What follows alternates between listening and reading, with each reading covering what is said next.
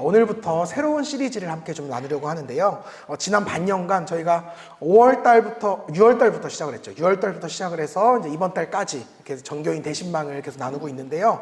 여러분들을 신방하면서 여러분들에게 받았던 그 신앙적인 질문들 중에 많은 분들이 가장 공통적으로 궁금해했던 내용을 몇 가지 뽑았습니다. 그래서 그 중에 한 4가지 정도 뽑아서 성경에 근거해서 그 답을 찾아드리는 시간을 이 시간 가지려고 합니다. 오늘은 그 첫 번째 시간으로 가장 많은 분들이 궁금해했던 내용이에요. 어디로 가야 하나님의 뜻인가요? 이런 질문에 대한 하나님의 뜻을 또 성경의 정답을 함께 찾아가 보려고 합니다. 우리가 인생을 살아가다 보면 우리는 늘 선택의 기로 앞에 서게 되죠. 학교, 직업, 결혼 하다 못해 여러분들이 이제 오늘 예배 후에 먹을 식사 메뉴까지 사실 모든 것이 다 우리의 선택의 영역입니다. 어떻게 보면 이 선택이라고 하는 것이 나에게 부여된 아름다운 자유이기도 하지만 또 한편으로는 그 자유가 나를 너무도 버겁게 만들고 힘겹게 만들기도 합니다. 그런데 그 가운데 우리 크리스천들에게는 또 하나의 물음표가 따라붙어요. 그게 무엇이냐 하면 어떤 길을 선택하는 것이 하나님의 뜻인가? 하나가 더 붙습니다. 이를테면 어떤 직업을 선택하는 것이 하나님의 뜻일까요? 이 사람과 결혼하는 것이 하나님의 뜻일까요? 이 일을 계속하는 게 하나님의 뜻일까요? 아니면 새로운 일에 도전하는 게 하나님의 뜻일까요? 실제로 여러분들뿐만 아니라 이제껏 제가 계속해서 목회를 해오면서 상담했던 내용 중에 대부분이 바로 이러한 질문에 대한 내용이었기도 했습니다. 부끄러운 고백이지만 사실 저도 정작 상담을 해주는 저도 꽤 오랜 시간 동안 이 질문에 대한 명백한 답을 내리지 못했었습니다. 성경적인 근거 그리고 저의 주관적인 경험을 덧대어서 그렇게 인생의 조언을 주고 돌아설 때면 사실은 저조차도 고개를 이렇게 갸웃거릴 때가 굉장히 많았던 것 같아요. 사실 하나님의 뜻이 무엇인지를 몰라서 제일 답답했던 사람은 저였던 것 같습니다. 저는 이제 군대를 갔다 온 다음에 24살부터 전도사로 사역을 시작했어요. 그리고 지금까지 생각해보면 이렇게 몇 달간 휴식을 가진 걸 제외하고는 한 번도 이렇게 쭉 쉬지 않고 계속해서 이렇게 목회를 하고 있는 것 같아요. 그 당시에 처음 24살 때 교회에서 저에게 맡겨주신 부서가 유치부였거든요. 그 유치부라고 하는 한 부서, 한 50여 명 되는 아이들이 있었는데 저는 매 순간 그 아이들을 위해서 이렇게 사역을 하면서 크고 작은 선택을 했어야만 했습니다. 그 이후에 이제 사역하는 교회가 이렇게 점점 더 사이즈가 커져감에 따라서 담당하는 성도님들의 수도 많아지고 그래서 이 선택의 부담은 점점 더 커져만 갔습니다. 어떨 때는 저의 선택 한 번으로 인해서 몇 억의 예산이 막 집행되기도 하는 거예요. 그러면 그때면 굉장히 많은 부담이 되었습니다. 내가 잘못 선택하면 이 많은 예산 허투루 사용되는 거 아니야? 이런 부담감이 저에게 꽤 있었어요. 그렇게 저는 지금까지도 교회와 성도님들을 위한 선택과 결정들을 끊임없이 반복하고 있습니다. 그것이 크든지 작든지 저에게는 늘 무거운 책임감으로 다가왔고요. 책임이 무거운 만큼 또 선택에 대한 고민도 얼마나 컸는지 모릅니다. 물론 지금도 여전히 저는 실수도 하고요. 잘못된 결정을 내릴 때도 있습니다. 하지만 그럼에도 불구하고 한 가지 감사한 사실은 적어도 지금은 무언가를 선택함에 있어서 제 스스로는 어느 정도 납득할 만한 그런 답을 내릴 수 있게 되었다는 거예요. 먼저는 성경을 계속해서 읽고 묵상하고 또 연구하고 배워나가면서 어떤 선택을 하는 것이 보다 지혜로운 삶을 선택하는지 그 삶의 방식들을 배우고 있습니다. 또 그동안 읽었던 많은 독서가요, 제 인생에 큰 도움이 되었습니다. 신앙서적을 포함해서 수많은 인생 지침서들을 읽어감에 따라서 선택의 문제에 있어 참 많은 도움을 받았습니다. 그리고 인생의 좋은 선생님들, 좋은 스승을 만나는 것 역시도 저에게 큰 힘이 됩니다. 그들의 경험과 지혜를 이렇게 전해드리는 것만으로도 선택의 문제에 있어서 굉장히 큰 도움을 받게 됩니다. 뿐만 아니라 이렇게 하루하루 또 한 해 한 해를 겪어가는 저의 삶의 경험도 적지 않은 해답을 저에게 제시해주고 있어요. 시간이 흐르고 나이를 먹을수록 삶의 연륜이라고 하는 것이 절대 무시하지 못하는 것이구나 라는 생각을 하게 됩니다. 아마도 이 부분에 대해서는 저보다도 우리 권사님들이 더 여러분에게 큰 지혜를 전달할 수 있을 거라고 그렇게 생각을 합니다.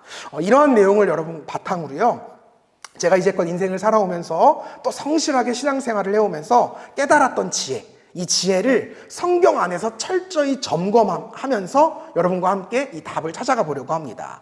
제가 특별히 이 말씀을 준비하면서 이재욱 목사님이 쓰신 나의 선택과 하나님의 뜻이라고 하는 책에서 굉장히 많은 인사이트를 받았어요. 너무 좋은 책이거든요. 얇은 책이에요. 여러분도 한 번쯤 꼭 읽어보시면 좋을 것 같습니다.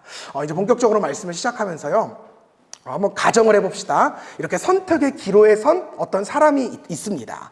그는 A와 B라고 하는 선택지를 두고 있어요. 그리고 고민을 하고 있습니다. 분명 이 둘 중에 하나님이 정해놓으신 길이 있다고 그는 믿고 있어요. 근데 중요한 것은 하나님께서 어떤 선택을 원하시는지를 알아내는 겁니다. 하나님의 뜻이 있는 곳으로 내가 걸어가면 아마도 내 인생이 더 잘 될 것이다 라고 하는 믿음이 그에게 있기 때문이에요. 또 한편으로는 두려움도 있습니다. 하나님의 뜻을 거스르는 선택을 하면 어쩌면 내 일이 꼬이지 않을까 하는 두려움이 있고요. 또 나의 잘못된 선택으로 인해서 괜히 내 인생을 허비하게 되는 것은 아닐까라고 하는 걱정과 염려도 내게 있습니다. 이 문제에 대해서 세상의 수많은 선배들이나 또 친구들과 이야기를 나누면요. 보통 그들이 이렇게 대답을 해요. 걱정하지 마. 잘 될 거야. 걱정 마. 잘 되고 있어. 그다지 의미 없는 대답들이 이렇게 우리에게 되돌아옵니다. 또 그렇다고 해서 이 문제들을 교회 친구들이나 교회 선배들에게 조언을 구해도요. 사실 돌아오는 대답은 대부분이 한번 기도해봐. 같이 기도할게. 이게 끝이에요. 영 실망스럽습니다. 물으면 물을수록 더 혼란스럽고 답답하기만 합니다. 결국 내 인생의 선택은 나의 몫입니다. 그런데 우리가 아무리 고민하고 고민해봐도 도저히 모르는 것이 내 인생입니다. 또 아무리 내가 기도하고 또 기도해봐도 늘 그렇듯이 그분께서는 여전히 우리에게 침묵하십니다. 하나님의 뜻을 찾아 이 선택하는 일은 마치 그 악어 게임 같아요. 이렇게 악어 이빨을 하나씩 이렇게 눌러보다가 잘못 누르면 악어에게 탁 물려버리고 마는 그런 복불복 게임과도 같습니다. 무엇이 문제일까요? 내 믿음이 부족해서 내가 하나님의 뜻을 알지 못하는 것일까요? 아니면 내가 뭘 잘못해서 하나님이 나한테만 이렇게 늘 침묵하시는 것일까요? 이 답을 찾아가기에 앞서서 우리는 먼저 하나님의 뜻이라고 하는 용어를 분명하게 정의할 필요가 있어요. 하나님의 뜻이라고 하는 말은요, 성경적으로 세 가지의 의미를 가지고 있습니다. 첫 번째는 우리가 감히 다 헤아릴 수 없는 하나님의 구원사를 뜻합니다. 이를테면 예수 그리스도의 십자가 복음을 통해서 우리를 구원하시려고 하는 하나님의 뜻, 온 세상을 하나님의 나라로 회복시켜 나가시는 그 하나님의 위대하신 뜻, 이러한 전적인 하나님의 주권에 대한 것들은 사실은 우리의 선택과 의지와는 아무런 상관이 없는 문제입니다. 철저히 하나님께서 주도해 나가시는 하나님의 원대한 계획이시기 때문에 그렇습니다. 두 번째 하나님의 뜻은 옳고 그름에 대한 문제입니다. 이것은 사실 우리 모두가 성경을 통해서 객관적으로 확인할 수 있는 하나님의 뜻입니다. 그러니까 성경을 보게 되면 선과 악에 대한 판별은 이미 다 결정이 되어 있습니다. 하나님의 말씀대로 살아가는 것이 선한 인생이고 그 말씀에 불순종하면 악한 인생이 됩니다. 이 문제 역시 우리가 성경이라고 하는 분명한 객관적인 기준과 잣대가 있기 때문에 우리가 크게 고민할 거리는 아닙니다.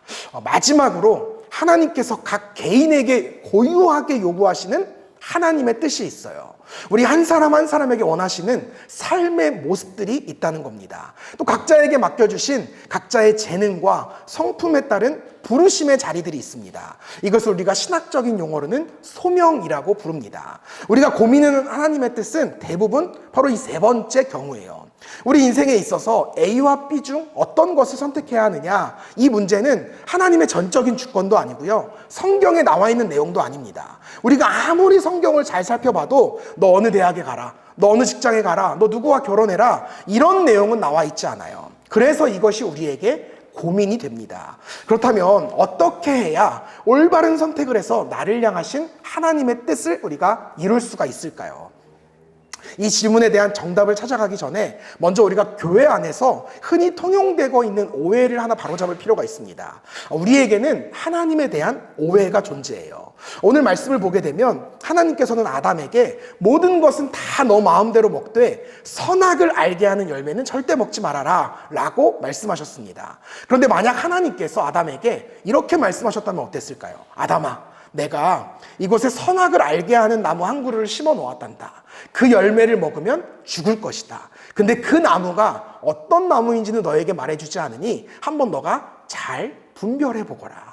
어떤 나무가 선악과 나무인지를 몰라요. 그래서 아담은 결국 그 어떤 열매도 먹지 못한 채 그렇게 살아가고 있습니다. 보이는 나무마다 손을 대고 기도를 시작합니다. 하나님, 이 나무가 선악과 나무가 맞나요? 바로 그때 하나님의 음성이 들려요. 아니다. 그 옆에 있는 나무에 손을 대고 기도합니다. 그럼 이건 선악과가 맞나요? 그렇다. 그때 마침 이 나무의 열매가 아담 앞에 툭 떨어지는 거예요. 아담은 이것을 보고 확신합니다. 그래, 기도 중에 이게 떨어진 걸 보니까 이건 어서 먹으라고 하는 하나님의 신호다. 아담이 기쁜 마음으로 그 떨어진 열매를 주워 먹습니다. 그런데 바로 그 순간에 하나님의 불호령이 떨어지는 거예요. 아담아, 어찌하여 선악과를 먹었느냐? 아담이 사색이 되어서 말합니다. 하나님이 분명 저에게 이게 선악과가 맞다고 하지 않았습니까? 하나님이 먹으라고 하시지 않았습니까? 내가 언제? 나는 너에게 그런 말을 한 적이 없다. 그건 너가 배가 고파서 들은 환청이다. 아니에요. 심지어 하나님이 열매를 제 앞에 떨어뜨려 주시기까지 했잖아요. 아니야. 그 열매는 아마도 바람이 불어서 네 앞에 떨어졌을 거야. 아담이 매우 억울해하고 가슴을 치면서 그렇게 숨을 거둡니다. 물론 이것은 제가 혼자 상상 속에서 이렇게 적어보한 소설입니다. 그런데 문제는요, 오늘날 우리 교회 안에서도 이런 소설을 쓰는 사람들이 많아도 너무 많다는 거예요.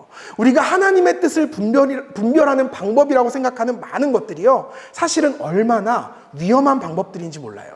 많은 사람들이 하나님의 뜻을 어떻게 분별하느냐? 기도 중에 들리는 내 마음속의 소리, 또 무언가 확신이 드는 생각, 이것을 하나님의 뜻이라고 생각을 합니다. 그런데 여러분, 이것이 대단히 위험한 생각이에요. 물론 하나님의 뜻이 맞을 수도 있지만 대부분은 아닐 경우가 더 많습니다. 도리어 그것은 사실 나의 생각이고 나의 바람인 경우가 대부분입니다. 뭐 예를 들어서 한 형제가 어떤 자매를 놓고 기도한다고 합시다. 오랜 기도 끝에 형제가 확신을 얻어요. 하나님께서 분명 이 자매와 결혼하라는 음성을 주신 것 같아요. 그래서 그 자매에게 찾아가서 이렇게 이야기를 합니다. 자매님, 하나님의 뜻입니다. 저에게 말씀하셨어요. 저와 결혼하시지요. 이렇게 이야기를 했어요. 그러자 자매가 뭐라고 대답하느냐?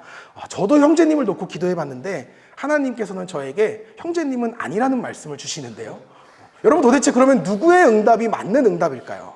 이런 경우에 우리가 하나님의 뜻을 정말 잘 구별하기 위한 확실한 길은 그 말씀을 직접 적용해보는 수밖에 없어요. 조금 극단적인 얘기긴 하지만 직접 결혼을 해본 뒤에 이게 하나님의 뜻이 맞았나 아니었나를 판단하는 방법 외에는 분별할 수 있는 방법이 없습니다. 물론 우리가 제가 앞서서 말씀드렸듯이 하나님의 음성이 성경에 기록되어 있는 선악의 문제다라고 하면 판별이 가능해요. 뭐 예를 들어서 기도하고 있는데 누구누구야 옆 성도의 옆자리에 있는 성도의 스마트폰을 훔치거라 라고 하는 음성이 들렸다고 합시다. 이게 하나님의 뜻일까요? 그렇지 않죠. 도둑질하지 말라는 하나님의 뜻이 성경 속에 분명히 기록되어 있기 때문에 그렇습니다. 우리가 이런 명백한 경우를 제외하고는 사실 하나님의 뜻이라는 말을 쉽게 언급해서는 안 됩니다. 결코 내 의견에 하나님을 끌어들여서는 안 된다는 거예요. 성경을 보게 되면 예수님께서도 이에 대해서 굉장히 엄격하게 경고하신 바 있어요. 마태복음 5장 34절에서 37절 말씀을 좀 같이 볼게요. 같이 읽어보겠습니다. 시작. 나는 너희에게 이르노니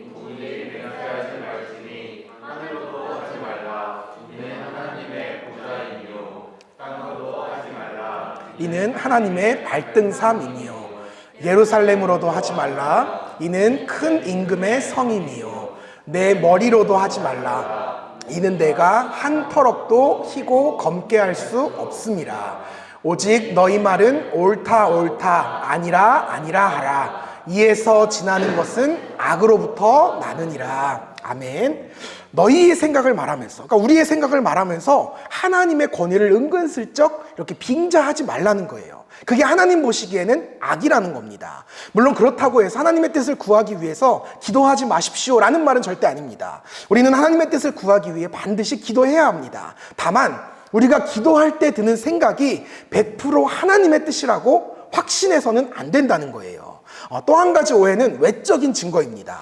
내가 기도하고 있는데 내가 하나님께 받았던 생각과 누군가가 나에게 같은 말을 한다든지 혹은 내가 받은 생각대로 길이 열리는 것 같으면 우리는 이것이 하나님의 뜻은 아닌가? 라고 오해하곤 합니다. 여러분, 이게 굉장히 위험한 생각이에요. 예를 들자면 여러분 중에 누군가가 기도하고 있는데 하나님께서 너는 목사가 되거라 라고 하는 음성을 들었다고 합시다. 이런 음성을 들었어요. 내가 이게 제대로 들은 게 맞나? 이렇게 기도를 마치고 돌아가고 있는데 마침 지나가던 누군가가 성도님은, 형제님은, 자매님은 목회하시면 너무 잘할 것 같아요. 이렇게 한마디를 툭 던집니다. 혹 하는데 갑자기 또 지나가는데 저기 목사님이 이번에는 성도님은 성품도 좋고 목회하면 딱 맞을 것 같아요 라고 이야기를 했다고 합시다. 그래서 약간 설깃한 마음에 집에 가면서 혹시나 해서 한번 신학교 홈페이지를 들어가는 거예요. 근데 마침 특별 입학 기간이에요. 지금 지원하면 시험 없이 그냥 입학이 가능하다고 그렇게 떠 있는 거예요. 여러분, 이쯤 되면 하나님의 뜻 아닌가요? 맞아요. 이쯤 되면 하나님의 뜻이 아닙니다. 인생에 이렇게 중요한 결정, 정말 중요한 결정을 이렇게 충동적으로 내린다는 것은 말도 안 되는 일입니다. 조금 더 신중하게 고민해보고 더 자세하게 알아보고 조언도 구하고 무엇보다 진득하게 기도하면서 결정해야 합니다. 우리가 요나서에 보면 우리가 잘 아는 이런 말씀이 나와요. 요나서 1장 1절에서 3절 말씀이에요. 제가 읽어드릴게요. 여호와의 말씀이 아미떼의 아들 요나에게 임하니라. 이르시되 너는 일어나 저 큰 성읍 니느웨로 가서 그것을 향하여 외치라. 그 악독이 내 앞에 상달되었음이나 하시니라. 그러나 요나가 여호와의 얼굴을 피하려고 일어나 다시스로 도망하려 하여 욥바로 내려갔더니 마침 다시스로 가는 배를 만난지라. 여호와의 얼굴을 피하여 그들과 함께 다시스로 가려고 뱃삭을 쥐고 배에 올랐더라. 아멘. 요나에게 니느웨로 가라라고 하는 하나님의 분명한 말씀이 임했습니다. 그런데 요나가요, 니느웨가 아닌 그 정반대편인 다시스로 가는 거예요. 근데 놀라운 게 요나가 하나님의 말씀에 반해서 도망가는 그 길에 마침 다시스로 가는 그 배를 만난 거예요. 여기에서 마침이라고 하는 단어가 굉장히 중요합니다. 우리가 늘 혹하는 단어잖아요. 마침.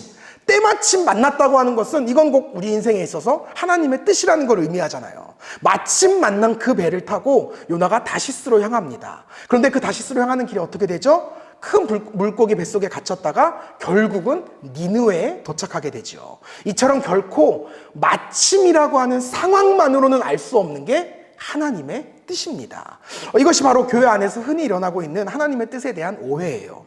하나님의 뜻은요, 여러분 생각보다 굉장히 객관적입니다. 내가 봐도 맞고 너가 봐도 맞고 모든 사람이 보아도 동의할 수 있을 만한 그럴듯한 그런 확신한 뜻이 바로 하나님의 뜻입니다. 그 이유는 하나님의 뜻이라고 하는 것은 성경 속에 분명하게 기록되어 있는 진리이기 때문이에요. 그러나 여러분 거듭 강조하듯이 우리가 궁금해하는 우리 일상의 모든 선택들, 어떤 길로 가야 하나님의 뜻인지는 왜 성경에 그럼 나와 있지 않을까요? 결론부터 미리 말씀을 드립니다. 애당초 그런 길 자체가 없기 때문에 그렇습니다. 하나님께서는 결코 내 인생에 있어서 단 하나의 선택만을 요구하시지 않으세요. 강요하시지 않으세요. 하나님께서 생각보다 많은 것들에 대한 자유를 우리에게 허락하십니다. 오늘 말씀해 보면 아담에게 하나님께서 뭐라고 말씀하세요? 여호와 하나님이 그 사람에게 명하여 이르시되 동산 각종 나무의 열매는 내가 임의로 먹되 선악을 알게 하는 나무의 열매는 먹지 말라. 내가 먹는 날에는 반드시 죽으리라 하시니라. 아멘. 하나님께서 아담에게요 단 하나의 기준만을 주신 거예요. 선악과는 먹지 말아라. 그리고 그 외에 각종 나무 열매는, 모든 열매는 너의 임의대로, 그러니까 너 마음대로 자유롭게 먹어도 된다고 이야기하시는 거예요. 여러분, 이게 바로 하나님의 뜻입니다. 성경에 기록된 구원에 이르는 일, 또 선악을 구분하는 일들을 제외한 우리 인생의 모든 선택의 영역에 있어서는 우리가 자유롭게 선택할 수 있어요. 이 자유롭게 선택하는 것, 이것이 바로 우리를 향하신 하나님의 뜻이라는 겁니다. 그런데 우리는 하나님께서 우리에게 부여하신 이러한 자유의지를 굉장히 부담스러워합니다. 인생의 중요한 문제를 내 스스로 결정하고 책임진다는 사실이 너무나 두렵기 때문이에요. 그러나 여러분, 사실 따지고 보면 우리 인생에 있어서 무엇이 중요한 일이고 무엇이 사소한 일일까요? 여러분, 우리 중 그 누구도 인생의 사소한 문제들에 대해서 하나님의 뜻을 구하는 사람은 없을 거예요. 가령 이를테면, 하나님, 제가 지금 화장실에 가고 싶은데 몇 층에 있는 화장실을 가야 할까요? 이렇게 기도하고 묻는 사람은 아무도 없을 거예요. 그냥 내가 가고 싶은 대로 자유롭게 선택하는 거죠. 내가 가까운 곳을 좋아하는 사람은 그냥 이 6층 화장실을 갈 거고, 내가 조용하게 은밀하게 다녀오고 싶은 사람은 다른 층을 갈 것이고, 내가 화장실 간 김에 좀 커피라도 한 잔 마시고 와야겠다 하는 사람은 1층으로 갈 겁니다. 우리는 이런 사소한 일에 굳이 하나님의 뜻을 구하지 않아요. 상대적으로 더 중요해 보이는 일들에만 하나님의 뜻을 구합니다. 근데 여러분, 만약에 내가 이 위층으로 화장실을 갔다 내려오는 길에 계단에서 미끄러졌어요. 그래서 정말 크게 다쳤습니다. 그러면은 이 위층을 선택한 것이 내 인생에 있어서 엄청나게 잘못된 선택이지 않을까요? 또 1층으로 내가 화장실을 갔는데요, 카페에 들렸어요. 화장실 갔다 카페에 들렸는데 그곳에서 우연히 내가 평소에 꿈꾸던, 기도하던 이상형을 만난 거예요. 또 그 사람이 만약에 내 인생의 동반자가 된다고 생각해 봅시다. 나는 고작 화장실 하나를 1층으로 선택했을 뿐인데 내 인생에 엄청난 영향력을, 그런 변화를 가져온 거 아니겠습니까? 여러분, 이렇게 생각하면요, 우리 인생에 있어서 더 중요하고 덜 중요한 결정이라는 것은 사실 없어지게 됩니다. 제가 드리고 싶은 말씀은 바로 이거예요. 하나님께서 아주 사소해 보이는 우리의 일상 속에 자유롭게 선택할 수 있는 자유의지를 주신 것처럼 마찬가지로 굉장히 우리 인생에 커 보이는 어떤 문제 앞에서도 자유롭게 선택할 수 있는 의지를 주셨다는 사실을 우리가 인정해야 돼요. 하나님은 구원에 이르는 옳고 그름의 문제가 아닌 이상 모든 인생의 선택 앞에서 우리에게 자유롭게 선택할 수 있는, 결정할 수 있는 자격을 부여해 주셨다는 거예요. 성경을 아무리 찾아봐도요, 성경은 한 사람의 인생이 오직 한 길로 되어 있다라고 증거하지 않아요. 오히려 우리에게 자유로운 선택의 길이 있고, 다만 그 수많은 인생길 가운데 단 하나의 목적지만 존재한다라고 증거하고 있어요. 그 목적지가 어디이냐? 고린도전서에 보면 바울 사도가 그 목적지를 분명하게 가르쳐 줍니다. 같이 읽겠습니다. 시작.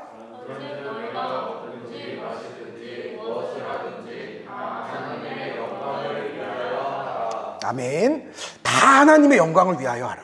바로 여기에 우리 인생의 목적지가 제시되어 있다는 거예요. 여러분, 하나님의 영광입니다. 너희가 무엇을 먹든지 마시든지 무엇을 하든지 곧 우리 삶의 모든 영역들 가운데서 무엇을 결정해도 괜찮다는 거예요. 다만 한 가지 무엇을 하든지 하나님의 영광을 위해서 해야 한다는 것입니다. 이 목적지만 우리가 분명하게 세워놓으면 그곳까지 가기에는 여러 갈래의 길이 우리에게 주어진다는 것입니다. 정리합니다. 여러분 잘 기억하세요. 오늘 말씀의 키포인트예요. 우리 삶에는 단 하나의 목적이 존재합니다. 바로 하나님께 영광을 올려드리는 삶이에요. 그리고 내 삶에서 이 목적을 이루는 데는 굉장히 다양하고 자유로운 방법들이 있습니다. 자유롭게 내 길을 선택해서 목적지를 향해서 분명히 걸어가면 되는 거예요. 어떤 길을 선택해도 좋습니다. 나쁜 길은 없어요. 만약에 내가 곧장 가면 빨리 갈 수 있다는 장점이 있죠. 그러나 돌아가면 색다른 풍경을 보면서 갈 수 있습니다. 쉽게 가면 편안하고요. 어렵게 가면 단단해집니다. 모든 길이 다 내 삶에 유익을 준다는 거예요. 중요한 건 우리가 어떤 길을 가든지 반드시 그 목적지에 무사히 안착해야 한다는 것입니다. 쉽게 적용하자면 이런 거예요. 딸기와 포도가 있어요. 하나님은 우리가 딸기 먹는 것을 기뻐하실까요? 포도 먹는 것을 기뻐하실까요? 정답은 네, 물론 본인이 좋아하는 걸 먹는 것도 좋아해요. 하나님 기뻐하세요. 근데 정답은 하나님은 우리가 무엇을 먹든지 딸기를 먹든지 포도를 먹든지 감사하게 먹는 것, 그리고 이웃과 더불어 먹는 것을 가장 기뻐하십니다. 여러분, 하나님의 뜻은 여기 있다는 거예요. 여러분, 이렇게 생각해 보면 하나님의 관심은 우리가 어떤 직업을 갖는지 또 누구와 결혼하는지 여기에 있지 않다는 걸 알게 됩니다. 우리가 어떤 일을 하든지 또 누구와 함께 살든지 하나님의 영광을 위해 살아간다면 우리는 하나님이 기뻐하시는 그런 인생을 살아가게 된다는 겁니다. 하나님의 뜻대로 살아간다는 거예요. 그래서 존 메가더 목사님이요, 하나님의 뜻이라고 하는 책에서 하나님의 뜻을 이렇게 정리해요. 첫째, 내가 구원받고 구원을 전하는 것. 둘째, 성령으로 충만해지는 것. 셋째, 거룩하고 순결해지는 것. 넷째, 세상 속에서 순종하여 세상의 소금과 빛이 되는 것. 다섯째, 주를 위해 고난받는 것. 그리고 마지막 여섯째, 가장 중요합니다. 당신이 이 5가지 기본 원리들을 전부 이행하고 있다면 이제 당신은 당신이 원하는 것은 뭐든지 다 할 수 있다는 것이 하나님의 뜻이다.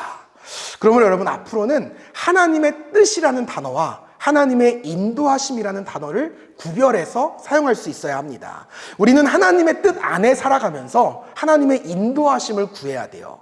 우리가 하나님의 뜻을 구하며 산다라고 하는 것은 사실은 대부분 우리의 일상 속에서 하나님의 뜻이 아니라 하나님의 인도하심을 받아야 하는 문제입니다. 여러분, 하나님의 뜻은 이미 정해져 있어요. 하나님의 뜻은 정해져 있어요. 이제 우리는 하나님의 인도하심을 받아서 그 하나님의 뜻대로 살아가야 하는 겁니다. 성경은 이 하나님의 인도하심을 또 다른 말로 지혜라고 표현하고 있어요. 우리는 삶의 수많은 자유로운 선택을 하나님의 인도하심을 받아 지혜롭게 행해야 합니다. 고기를 먹을까 생선을 먹을까 라고 하는 선택지 앞에서 우리는 보다 좋아하는 음식을 선택하면 됩니다. 혹은 보다 소화가 잘 되고 건강에 도움을 줄 수 있는 음식을 선택하는 것이 자유롭되 지혜로운 선택입니다.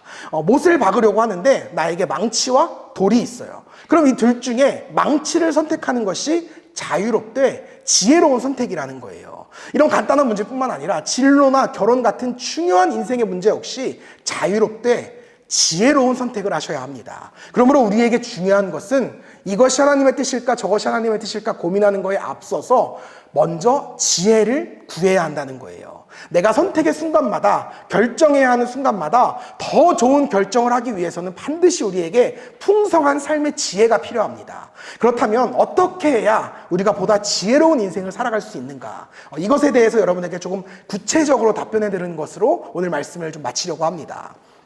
첫 번째, 총 5개까지 있어요. 셋째까지 갔는데 여러분 또 넷째가 나오면 좌절할까봐 미리 말씀을 드려요. 네, 5번까지 있습니다. 근데 짧아요. 걱정하지 마세요. 첫 번째는 성경이 가르치는 신앙과 삶의 원리를 우리가 깊이 이해해야 돼요. 하나님의 말씀은 선악을 구별하는 일뿐만 아니라 우리가 어떻게 지혜롭게 살 수 있는지에 대해서도 분명하게 가르쳐주고 있어요.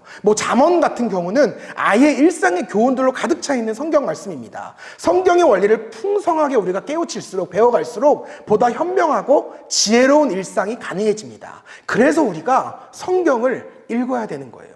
성경은 하나님께서 우리에게 주신 인생 사용 지침서입니다. 그러니까 성경을 읽지 않고 우리의 인생을 어떻게 살아야 하는지 고민한다? 이건 사실 굉장히 어리석은 거예요. 설명서를 옆에 두고 이거 어떻게 만드는지 모르겠어 라고 하는 것과 똑같은 어리석음이라는 겁니다. 예를 들자면 잠언 22장 26절 27절을 보면 절대 빚보증을 서지 말라 라고 하는 교훈이 명확하게 나와 있어요. 우리가 이 말씀을 잘 알고 있으면 나랑 제일 친한 사람이 빚보증 좀 서줘 라고 이야기했을 때 성경적으로 이 부탁을 거절할 수 있습니다. 또 우리가 고린도전서 10장 25절 이하의 말씀을 보게 되면 2000년 전 당시의 그리스도인들의 고민이 등장을 해요. 제사 때 우상에게 바쳐졌던 고기를 내가 먹어도 되냐 마느냐 이거 가지고 그들은 굉장히 고민을 했습니다. 근데 성경의 대답은 무엇이냐? 먹어도 된다는 거예요. 모든 음식의 주인은 다 하나님이시기 때문에 괜히 존재하지 않는 우상들에게 그렇게 절하는 거 이런 괴념치 말고 마음껏 먹고 싶은 거 먹으라는 거예요. 근데 단 한 가지 경우에는 이것을 엄금했어요. 아니 죄라고 못 박으셨습니다. 그게 언제냐? 만약 내가 그 고기를 먹음으로 인해서 다른 믿음이 연약한 형제가 실족한다면 시험에 빠진다면 그건 우리가 절대 먹지 말아야 한다는 거예요. 이것은 여러분 오늘을 살아가는 우리에게도 동일하게 적용됩니다. 오늘날 우리의 가장 큰 고민 중에 하나가 뭐예요? 크리스천들이 술을 먹어도 되느냐 마느냐. 눈빛들을 보니까 이건 고민할 사항이 전혀 아니라고 생각을 하시나 봐요. 네, 여러분 이에 대한 성경의 대답은 무엇이냐? 술 먹는 행위 자체는 죄가 아니다라고 성경이 우리에게 증거해요. 그러나 술에 취하는 것은 곧 죄와 똑같다라고도 이야기합니다. 그러니까 우리가 술에 취하는 이상 결국은 죄를 짓게 될 게 불보듯 뻔하기 때문이에요. 그러니까 여러분들 가운데는 나는 술 워낙 강해서 알코올이 분해를 워낙 잘해서 술 아무리 먹어도 안 취해. 그러니까 나는 술 먹어도 돼. 이미 그 생각부터가 죄라는 거예요. 그러니까 여러분 권면해요. 술 먹는 게 술 먹었다고 지옥 가지는 않습니다. 그러나 술 먹으면 지옥 갈 확률이 굉장히 높아집니다. 그러니까 우리가 굳이 미련하게 그 방법을 선택할 필요가 없다는 거예요. 여러분 우리가 잘 알고 있는 노아.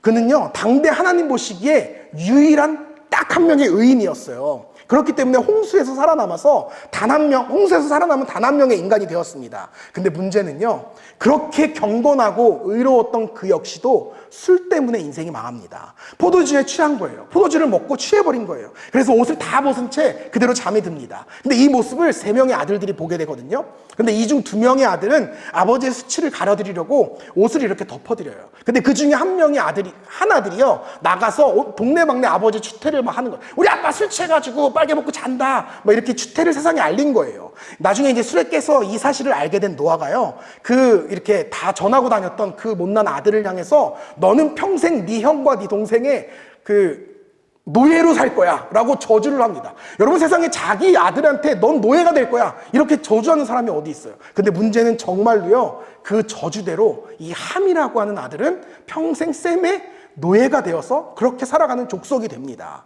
여러분 뿐만 아니에요. 고린도 교회의 고기 문제와 똑같이 내가 술을 마심으로 인해서 믿음이 연약한 지체가 실족하게 되는 경우가 있습니다. 시험에 빠지게 되는 그런 경우가 있어요. 예를 들자면 뭐 여러분들이 뭐 그렇게 생각 안 하시겠지만 제가 만약에 술을 너무 좋아한다고 해봐요. 여러분들 몰래 밤마다 나가서 막 술을 마시는 거예요.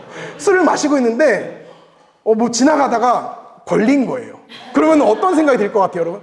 야, 이거 저따위 목사가 다 있냐? 나 교회 안 다녀. 막 그런 생각이 들지 않겠어요? 똑같은 거예요. 만약에 제가 술을 먹는다고 제가 지옥 가진 않겠죠? 하나님이 너 술 먹어서 지옥 갈 거야 라고 이야기하시진 않았으니까. 근데 문제는 제가 술을 마심으로 인해서 누군가가 실족하게 된다면 그것은 제가 하나님 앞에서 분명하게 죄를 짓는 일이 된다는 겁니다. 이것이 나의 자유라 할지라도 철저하게 또 적절하게 절제하는 것이 바로 지혜라는 거예요. 이처럼 우리가 성경의 원리를 바르게 깨닫게 되면 우리는 괜히 불필요한 규례에 얽매일 필요가 없습니다. 또한 내 신앙에 아무런 문제가 없다고 해서 다른 이들에게 해를 끼치는 그런 어리석음을 피할 수 있어요. 이것이 바로 우리가 지혜로운 선택을 하기 위해서 성경을 잘 알아야 하는 이유입니다. 두 번째로는요, 우리가 하나님의 성품을 닮아가야 돼요. 우리가 인생에 있어서 많은 선택을 하며 살잖아요. 근데 그 선택의 대부분이요, 여러분 한번 잘 생각해 보셔야 돼요. 대부분은 우리의 성품이나 성향에 따라서 우리가 결정하게 될 때가 많아요. 성격이 조금 조급하고 성급한 사람은요, 결정도 조급하고 성급하게 합니다. 좀 다혈질인 사람은요, 결정할 때 충동적으로 결정을 해요. 근데 신중한 사람은 굉장히 침착하게 선택을 합니다. 온유한 사람은 온유한 선택을 하고요, 겸손한 사람이 겸손한 선택을 합니다. 그러므로 우리가 좋은 선택, 좋은 결정, 지혜로운 선택을 하기 위해서는 우리에게 좋은 인품과 성격이 필요하다는 거예요. 그래서 우리가 하나님의 성품을 닮아가야 하는 겁니다. 우리가 하나님의 성품을 닮아가면 닮아갈수록 우리는 하나님의 마음을 깨닫게 되고 알게 됩니다. 이 하나님의 마음으로 선택을 할 수가 있어요. 이것이 바로 우리가 하나님의 성품을 담기 위해서 매 순간 기도하고 훈련받아야 되는 이유입니다. 이 훈련을 하는 곳이 바로 우리 주중 모임이에요. 그래서 여러분들 주중 모임을 꼭 신청하시라는 겁니다. 이 정도면 충분한 홍보가 됐을 거라고 생각을 합니다.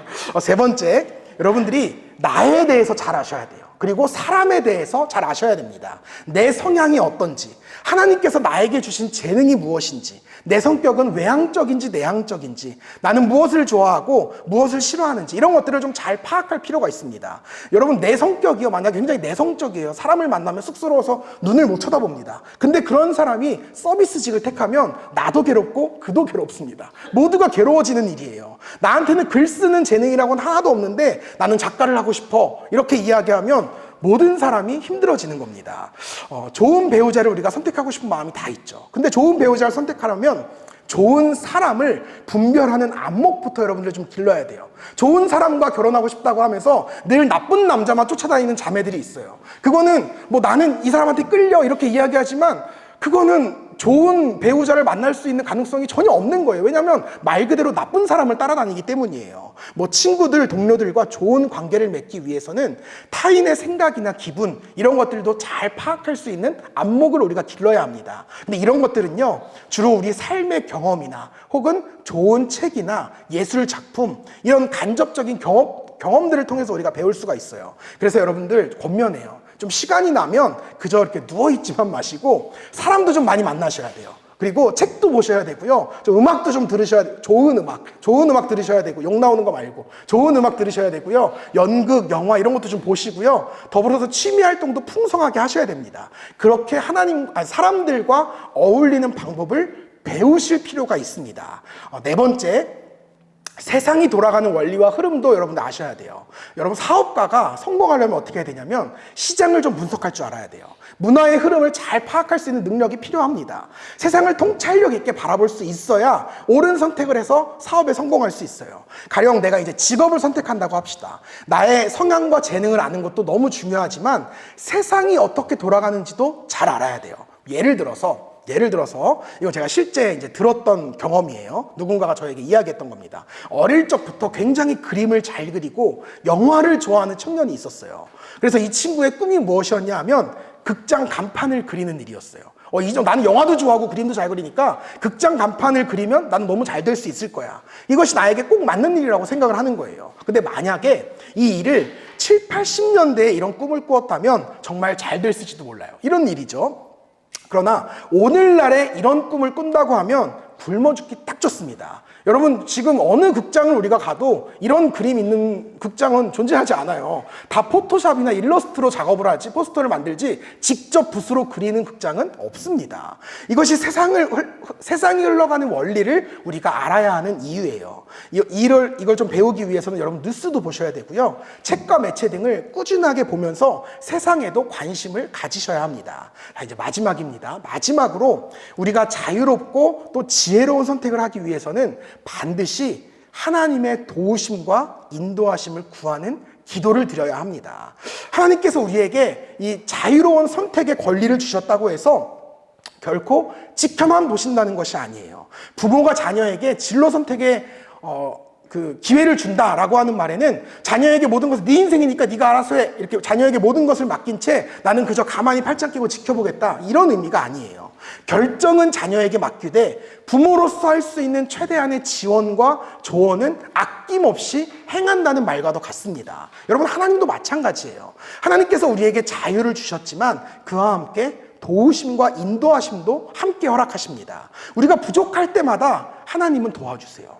우리가 길을 잘못 갈 때마다 하나님은 다시 올바른 길로 인도하십니다. 우리가 이것을 믿고 기도할 수 있어야 돼요. 우리가 인생에 어떤 길을 선택하고 어떤 길로 가든지 그 길을 통해 목적지까지 완수하기 위해서는 반드시 하나님의 도우심과 인도하심이 필요합니다. 나에게 지혜가 있다고 해서 우리의 힘만으로 결코 우리 혼자 인생길을 선택하고 걸어갈 수는 없어요. 어느 길이든 시험과 고난이 우리를 찾아오기 때문입니다. 내가 평탄하게 길을 갈 때는 죄의 유혹이 굉장히 강하고요. 험난한 길을 갈 때는 하나님을 향한 낙심과 원망이 얼마나 큰지 몰라요. 어떤 길에서든 모든 유혹과 시험을 이겨내기 위해서 우리에게는 하나님의 인도하심과 도우심이 반드시 필요하다는 거예요. 그렇기 때문에 우리는 오늘도 기도하면서 지혜롭게 결정해야 한다는 겁니다. 인생의 경험이 너무나 부족한 젊은 날에, 여러분과 같이 젊은 날에 무언가를 선택해야 한다는 것, 그리고 그 선택의 책임을 또 이제는 다 컸다는 이유만으로 오롯이 나 혼자, 나 홀로 짊어져야 한다는 것, 이거 결코 쉽지 않은 일입니다. 또 젊은 날의 선택 한 번으로 인해서 내 남은 인생이 결정될 것이다 라고 하는 그 부담감은 젊은 우리가 지기에는 너무나 버겁고 무거운 일이에요. 때로는 우리의 지혜가 부족해서 어리석은 선택을 할 때도 있습니다. 또 때로는 내가 지혜롭게 선택을 한다 할지라도 우리의 의지와 끈기와 노력이 부족해서 포기하거나 넘어질 때도 있습니다. 그러나 여러분, 제가 여러분께 딱 한 가지 말씀드릴 수 있는 분명한 사실은 설령 그런 인생을 산다 할지라도 괜찮다는 거예요. 저 역시 그동안 수많은 어리석은 선택을 반복해 왔습니다. 또 때로는 가는 길이 힘겨워서 포기한 적도 있고 좌절한 적도 있었어요. 그러나 여러분, 괜찮습니다. 정말 괜찮더라고요. 우리가 걸어가는 이 길이 하나님의 영광을 위한 길이라면 하나님께서는 반드시 우리를 도와주시고 또 선한 길로 인도해 주십니다. 그래서 그 어떤 길을 걸어간다 할지라도 하나님과 동행하는 행복한 인생길이 될 수 있다는 거예요. 사랑하는 여러분, 말씀을 맺습니다. 하나님께서 왜 우리에게 딱 하나의 길만을 정해주시지 않았을까요? 왜 굳이 원하지도 않는 이런 부담스러운 선택의 자유를 주신 것일까요? 왜냐하면 우리가 고민하고 실수하고 넘어지고 참고 배우는 이 과정을 통해서만이 우리의 인생이 더 단단해지고 성숙해질 수 있기 때문에 그렇습니다. 제가 늘 고백하잖아요. 지난 10년간의 부목사 생활보다 이 짧은 6개월 차의 개척목회 생활을 통해서 저는 더 깊은 성장을 누리고 있어요. 물론 절대 지난 10년간의 부교육자 생활을 제가 부정하는 것이 아니에요. 너무 감사한 시간이었어요. 그때도 많이 배웠고요. 다 그 시기에 여러분들을 만날 수 있는 축복을 누렸잖아요. 그러나 지금의 이 6개월의 시간은 저에게 목사로서 정말 더없이 특별하고 소중한 경험을 선물해주고 있어요. 정말이지 그 한량없는 하나님의 은혜 때문에 하루에도 그냥 나도 모르게 눈물이 펑펑 쏟아지는 그런 소중한 경험을 지금이 아니고서야, 또 이곳이 아니고서야 제가 어디서 또 어떻게 체험할 수가 있겠습니까? 사랑하는 여러분, 여러분의 인생도 마찬가지예요. 하나님은 우리가 신앙적으로나 인격적으로나 그 삶이 더 풍성하게 자라나기를 원하십니다. 이것이 저와 여러분을 향하신 하나님의 뜻이에요. 그러니 사랑하는 성도 여러분, 선택의 시행착오를 두려워하지 마세요. 어떤 길로 가든지 주님이 나와 함께 하신다. 이 분명한 믿음, 담대한 믿음으로 담대하게 걸어 나가십시오. 그리고 그 믿음으로 오늘 하루 나에게 주어진 일에 최선을 다해 사십시오.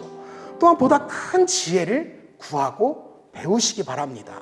좋으신 하나님께서 여러분의 모든 인생길을 가장 좋은 길로 인도하실 길을 주님의 이름으로 축복합니다.